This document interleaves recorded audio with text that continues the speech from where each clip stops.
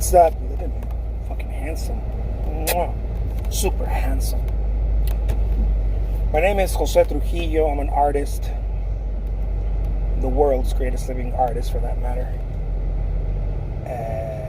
Chilling and grilling, I hear, baby. Just chilling and grilling. Chilling and grilling. I hope you guys are doing good today on a Sunday, man. Sunday, baby. I'm gonna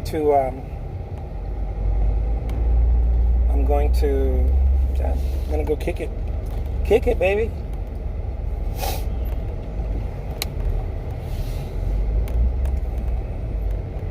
Let's ghost us with the mostest.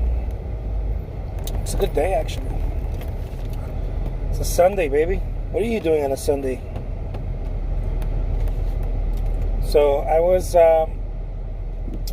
thinking, I don't know how good thinking is, but I was thinking a little bit about the importance of staying connected. The importance of staying connected with our artwork. Just saying. What's happening, Tiana? What's happening, Tiana? So yeah, I was just thinking about, the importance of staying connected with our artwork and not just doing as work, like I'm going to be doing artwork, but just the importance of staying connected with it. Whether it's looking at other artists' work, visiting museums, I don't know. No audio? There's no audio? What do you mean there's no audio? Dude, turn it up. Turn it up, man. For example, I recently... Dude, there's all these 3%ers in Tucson, man. There's all these, I got my guns, man.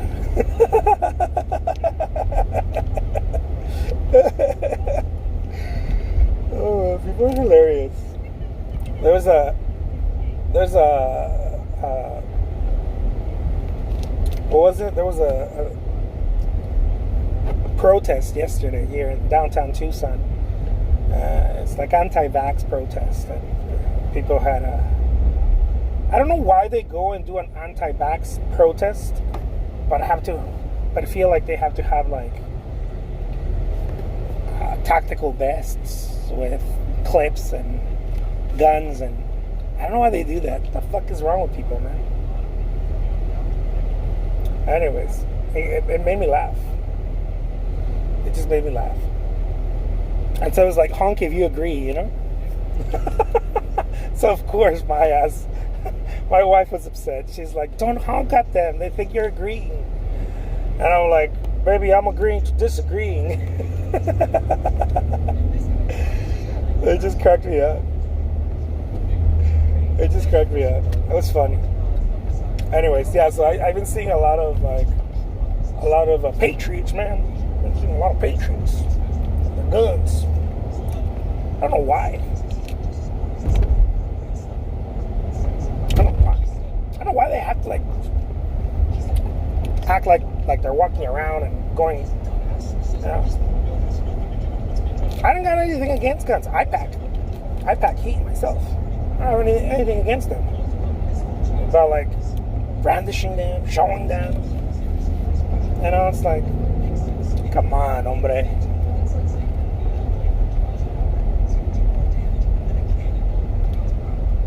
I like all kinds of shit. Doesn't mean I have to show it.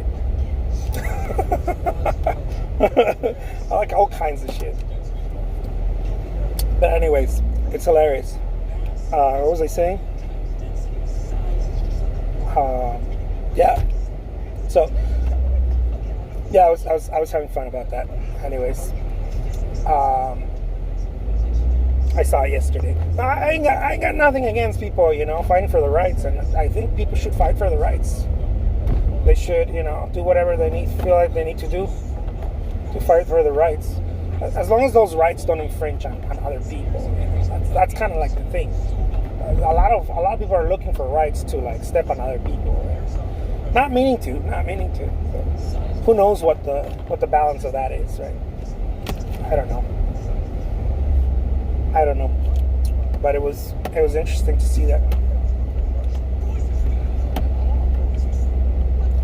Some people do have lots of time on their hands. It's so true. Some people just do. And I see a lot of that. So I was looking at, I went to, so I live about 1 minute, maybe 2 minutes walking from the museum. I live downtown in Tucson. This is like a 2-minute walk from my apartment to the museum. And so we went to have breakfast this morning, and these people were protesting yesterday. And so I was like, I hope they're not there today. I don't think they're there to cause any trouble or anything like that. It was hilarious though, because they were protesting in a garden, not a garden, but like a green patch right in the center of the city, where there's a statue of Pancho Villa. So it's just ironic, if you know the history of that dude. It's just ironic that people with guns are protesting in front of the statue, asking for rights. So I found it pretty ironic. I wanted to take a picture. Of it and be like, just for fun. But I was driving, I couldn't. I was like, I can't. But I am about people fighting for their rights. I don't think there's anything wrong with that. We should fight for the rights. It just looks weird when they're like walking around with like rifles or like tactical vests, and it's like it looks a little off. It's not that sometimes it's not that there's something wrong with things. They just look bad. It just looks bad. It's not necessarily that something's wrong. I get it. I understand gun culture a bit. I get it.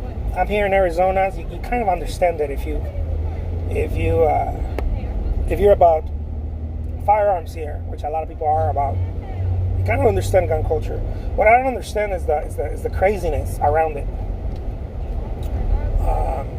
The need to make that the only topic in their life, and the need to make it a thing where it looks off. It looks off. It looks wrong. I'm not saying it looks wrong because I get because a lot of these people say that, oh, does it scare you? I'm like, no, it doesn't fucking scare. Guns don't fucking scare me, but it looks off. It looks off. I'm sure it's gonna scare other people. It looks off.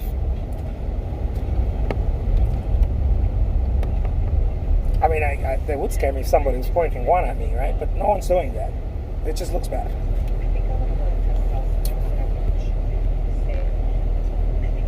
Y Pancho Villa les decía fusílenlos. That's what I thought it was funny. Pancho Villa les hubiera dicho, fusílenme estos cabrones mientras averiguamos. It just looked funny that it was the protest was in front of Pancho Villa. Because I mean, it's ironic, right? Because Pancho Villa is like the ultimate socialist.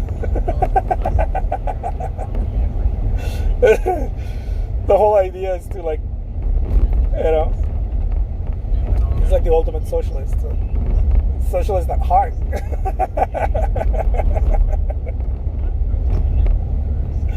I don't think he ever declared himself a socialist, but I'm pretty convinced he had a socialist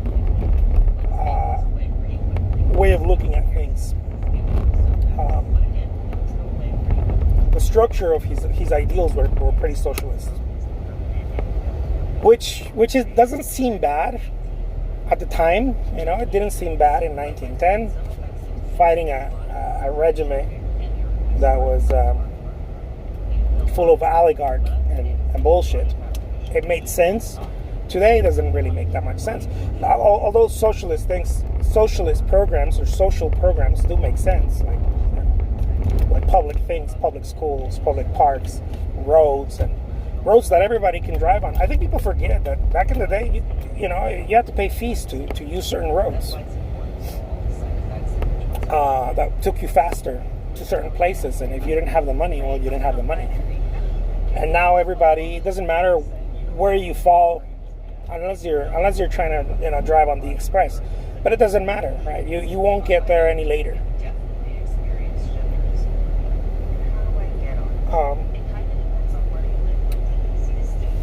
That kind of deal. So anyways, dude, I started talking about art, and then I went to like, can you turn it down a little bit? And then I went to like the protests that were going on downtown. You okay?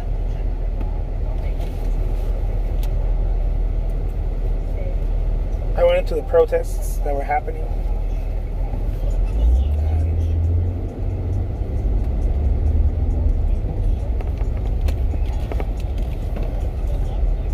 It's just interesting.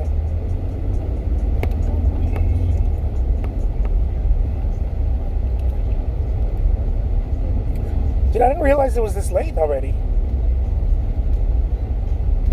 It's like almost noon.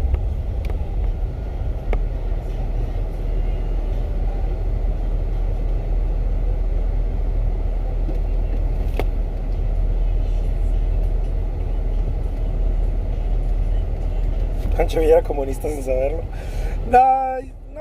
No creo tanto comunista. A mí se me hace que era más socialista el Pancho.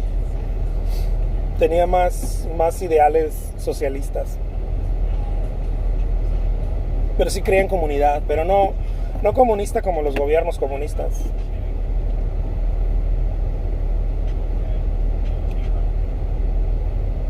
Creía en la educación pública, en los medios públicos y todo ese tipo de rollo.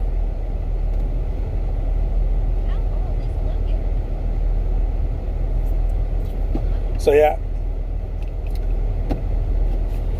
So it's been a ride. Anyways, I went to the museum earlier today. My family and I, we just walked there, and I saw some cool work by some artists, some local artists. So I saw the work of an artist from Bronx. I think he's from Bronxville, Texas. Brownsville, not Bronxville, Brownsville, Texas. What's his name? Alejandro Marcia. Some really good work. I saw the works of Alejandro Marcia. He had there, like, I don't know, I think like 9, maybe 10 works. Very good work. Very good work. The message, right? Most artists that are doing something very good, the message is very good. Because they're not focusing on the aesthetic necessarily, although that is part of it. Craftsmanship, aesthetic, and all of that, but it's the main thing is the message. And I didn't really read much of the bio or the statement because I like to see the work before I read that, but I didn't really have time either to sit there and read it because I was in and out of the museum. I just wanted to see what was there so that I could come back and look at it with time. Just kind of like glance through the work. That's what I like to do. I like to see what's there, and then I'm like, oh, nice, and then I'll remember what I liked, and then I'll come back and sit there for hours, look at it, and then read the statements and stuff.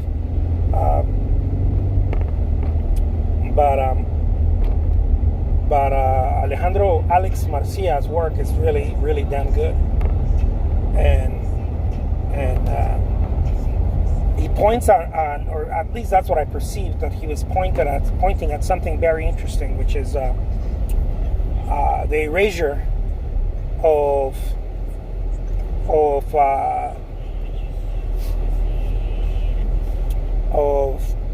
marginalized people, the erasure of second-class citizens. Right? In this case, I think he was pointing at the immigrant experience. And how you could be lost in plain sight. Not lost because you yourself necessarily feel lost, but you are kind of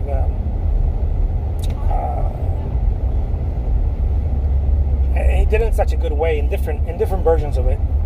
Now this is just my take. I'm not sure if he was necessarily trying to do this, but it seemed that way. You are lost in the middle of everything because you're not recognized as a first class citizen. You're not recognized, and you could be a citizen in terms of legal status and whatnot, but still, if you're brown or black, specifically in this artist's view, if you're brown, if you're Mexican American, you are not seen. Right? You're not seen,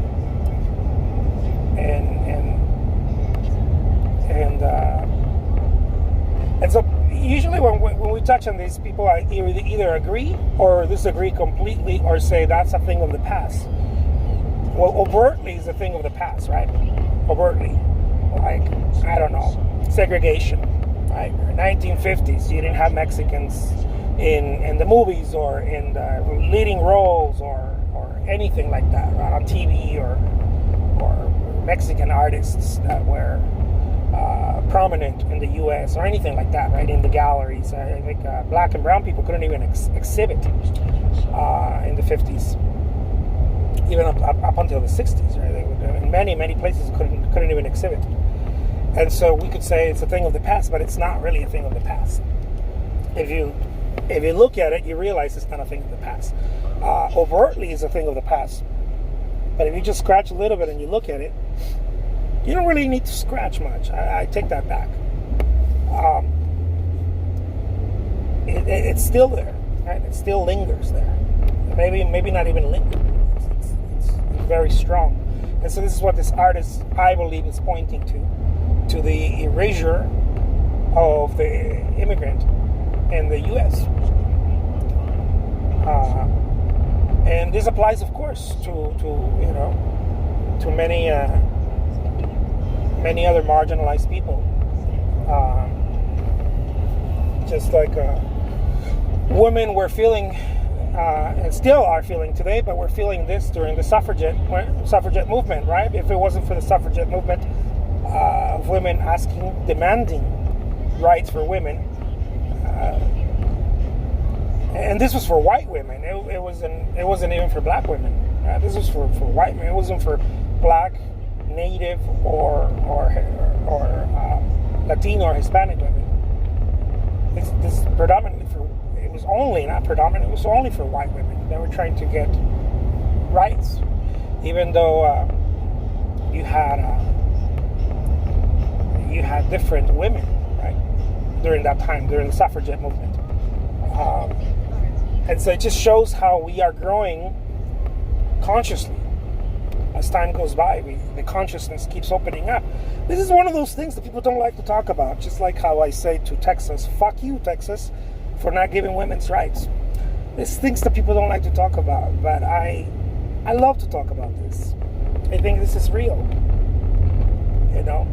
I think that if a woman does not have full agency over her body, it is, first of all, it is in no man's, I don't care who you are, I don't care if you're the fucking Pope or you're the fucking president, or I don't care who you are.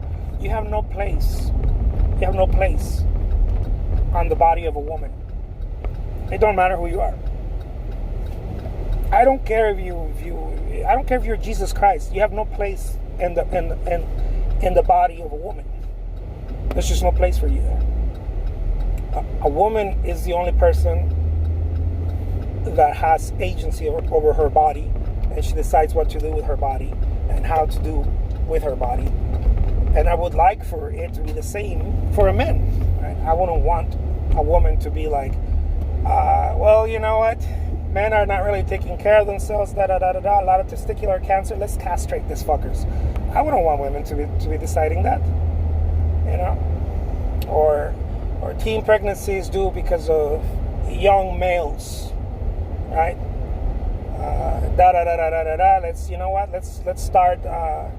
Let's start working that out so that they're not able to impregnate anybody. I wouldn't want a woman to be talking about that, right? I would want for me to decide, right? as a man, for me to decide over my own body. And so vice versa, a woman should be able to decide over her body. Something so personal, something so... It's invasive. It's invasive. No group of people should have a say in that matter. Especially a group of men should have a say in that matter.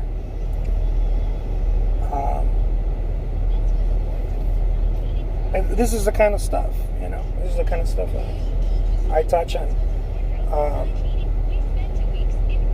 a Sunday. Some people are okay with it. It's stuff that it's not. It's stuff that you're already watching on TV or you're watching somewhere else. And why in the fuck do I want to hear it from an artist on Instagram? You don't have to hear it, but it doesn't mean I'm going to be quiet about it. You don't have to hear it.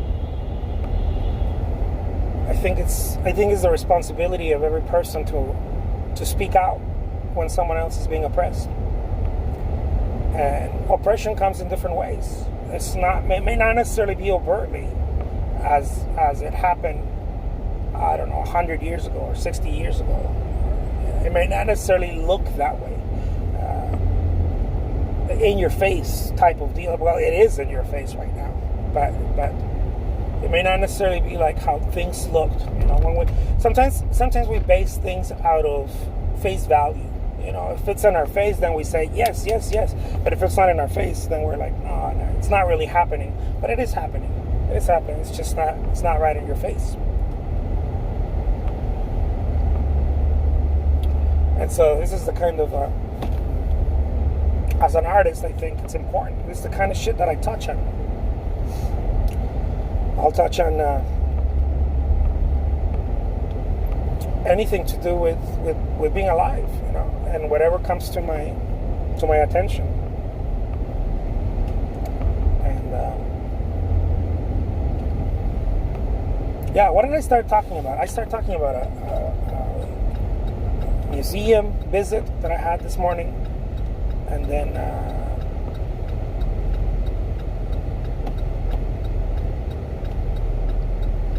I moved on to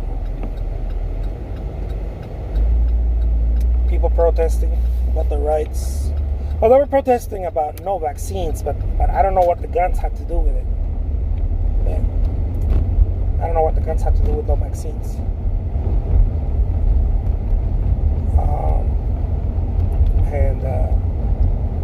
Then I jumped into, again, I'll say this again,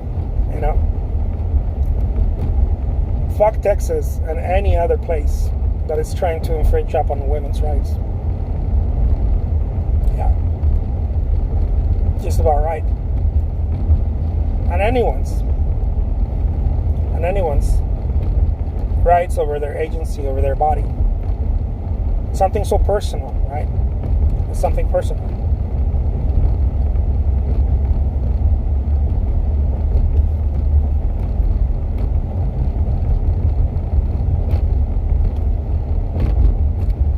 Alright, my friends. Don't take me that serious. It's just one Mexican's opinions. No, don't say that.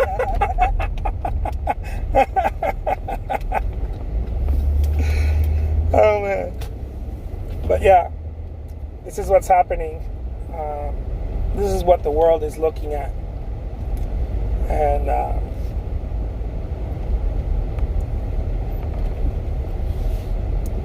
I think we're afraid of saying certain things. I think we don't want to ruffle feathers, especially artists on Instagram and whatnot. I think people don't want to. We're afraid of losing a sale, but I'm not afraid of losing a sale over this. It's the right fucking thing to say. All right, my friends, I'm here. Take care of business. I'll talk to you guys in a bit. Stay well and sophisticated.